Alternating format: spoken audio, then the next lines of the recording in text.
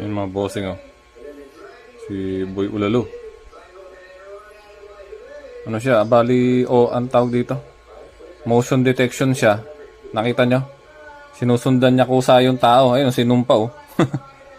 Yan yung agandahan nung ganitong klaseng camera. Ayun oh. 360 camera yan. Susundan niya yan kung sino yung taong papasok. Diba? Ngayon, pwede ka magsalita. Ay, meron siyang speak. Tingnan natin, salita tayo. Kung marinig tayo. Hoy, Jerome. Ay, teka. Ay, nawala. Umalis eh.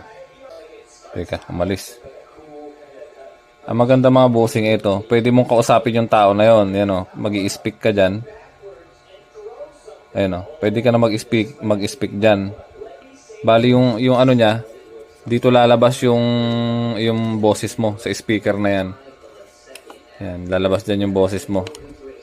Tapos maririnig mo rin yung sinasabi niya. Gamit itong ganitong klaseng CCTV. 300 plus lang mga bossing. May CCTV ka ng ganito. Ilalagay mo lang yan sa may bukilya o receptacle ng iyong bumbilya. Pero mas maganda kung separate ano.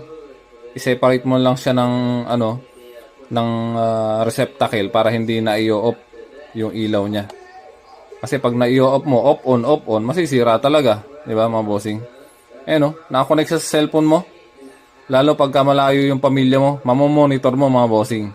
Nasa baba lang po yung link kung gusto nyo rin bumili ng ganitong klase ng CCTV. Maraming salamat. Ingat.